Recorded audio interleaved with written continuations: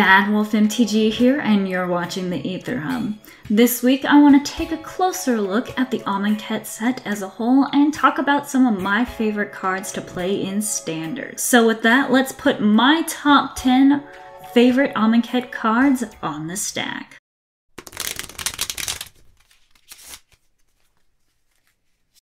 Let's dive right in with number 10, Full Art Lands.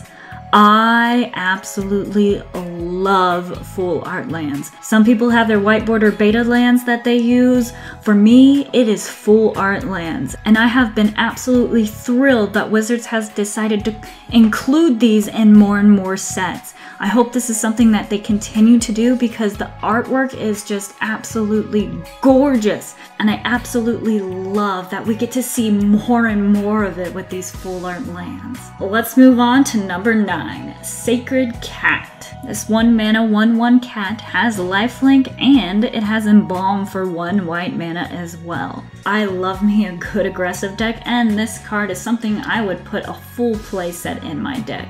Having that added resilience from Embalm and having lifelink as an extra bonus is just wonderful. This is everything I could want out of a 1 mana 1/1 creature. Moving away from the aggressive side into a bit of a more control state, let's talk about number 8, Nissa, Steward of Elements. This card cost X, a green and a blue mana for a planeswalker that comes in with X loyalty tokens. Her +2 you get to scry to. With her 0 ability, you can look at the top card of your library, and then if it's a land or a creature card that has a converted mana cost less than the number of loyalty counters on Nissa, you can put that card onto the battlefield. Her ultimate, -6, you get to untap 2 target lands you control, and they become 5/5 elemental creatures with flying and haste until end of turn. Normally blue cards don't make any of my top favorite cards list, but this one is an exception. That X in the mana cost has me so intrigued. Not only can you play this on turn 3, but later down the road when you have extra mana, it's still fantastic. You can play her immediately for 8 mana and ultimate her on the spot. Trying to solve the puzzle of when to play her out adds an extra element of critical thinking that I really enjoy in this game. And speaking of interesting card designs, let's talk about number 7. Dusk Dawn. Dusk is a 4 mana, 2 of any color, and 2 white sorcery that says destroy all creatures with power 3 or greater. Dawn is a 5 mana, 3 of any color, and 2 white sorcery with Aftermath. So you can only cast it from your graveyard and then you have to exile it. But it returns all creature cards with power less than or equal to 2 from your graveyard to your hand. When I first saw these cards, I was kind of upset at the size of the art on them. They got all teeny tiny and squished. But once I got past that, I was pretty excited about this type of card and really what decks it would go into. The problem I always have with my very aggressive decks is getting those cheap creatures out that are usually, 1 power, 2 power, sometimes 3 power, but then getting roadblocked by these bigger things in the way, and Dusk takes care of that.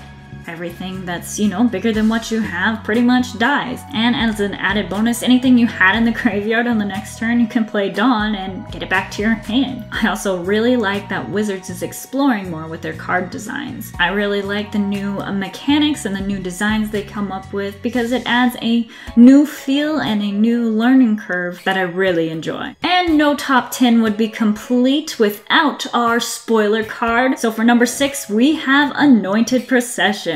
This 4 mana, 3 of any color, and 1 white enchantment says that if an effect would create 1 or more tokens under your control, it creates twice that many tokens instead. One of the big reasons I love this card is because it is our spoiler card, but I also love the brewing potential this has. In a set that has a lot of token producers, it's been making for some very interesting brewing, and I love to do that. Alright, I'm halfway through the list and I haven't really had any red cards yet, but I am about to fix that with number 5, Soul Scar Mage. 1 red mana for a 1/2 human wizard with prowess.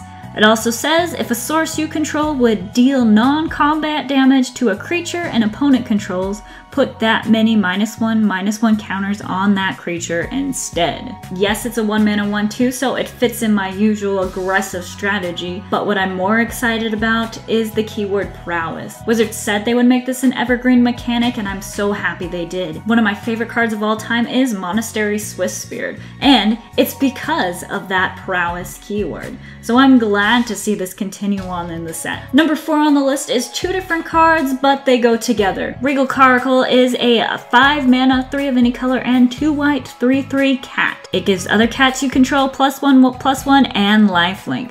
When it enters the battlefield, you get to create 2 1/1 white cat creature tokens with lifelink. The second card is Lord of the Accursed. This card is a 3 mana, 2 of any color, and 1 black for a 2/3 zombie. Other zombies you control get +1/+1, and you can pay 1 of any color and a black and tap it to give all zombies menace until end of turn. What do these 2 cards have in common? Well, they are both lords for their tribe. I absolutely love tribal decks. One of the first decks I played was elves. I've played goblins, I've done humans. I love the synergy you get with having a lot of creatures with the same type on the battlefield. I've loved that they pushed tribal in this set, and they've made it really easy to build around them with the plethora of cards that have both of these creature types. Number 3 on the list is one of the 2 gods that have made my top 10. Brohanus the Indomitable. This is 3 mana, 2 of any color, and a green for a 5/5 legendary creature god. He is Death Touch and is indestructible, and he can't attack or block unless you control another creature with power 4 or greater. You can also pay 3 mana, 2 of any color, and a green to give another target creature trample and +2/+0 until end of turn. I absolutely love that the snake god has Death Touch. Death Touch is one of my all-time favorite mechanics. I absolutely love and adore it. I built a green-black Death Touch deck back in Theros block with Typhoid Rats, Bow of Nylea, and Pharika, God of Affliction. It was ridiculous, but everything in it had Death Touch, and it was absolutely wonderful to play with. I also think the combination with Death Touch and Indestructibility is ridiculous. I've been having a blast playing with them. Speaking of having a complete blast playing my deck, I've been running Green-Red Pummeler, and I kind of need an update, and card number 2 is just the card for it. Fling. 2 mana, 1 of any color, and a red for an instant.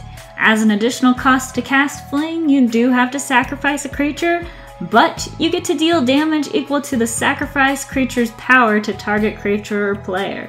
I love the flavor text on this. Never flinch, never falter, never fear. Totally a Red Mage's motto. I can't wait to pump up my electrostatic pummeler to a ridiculous amount and being able to fling it in their face instead of having to figure out how to get past their horde of blockers. It's going to be so much fun. And the card I am most excited for in Almond Cat Standard, you've probably already guessed it, you've heard me talk about it quite a few times, Hezareth the Fervent.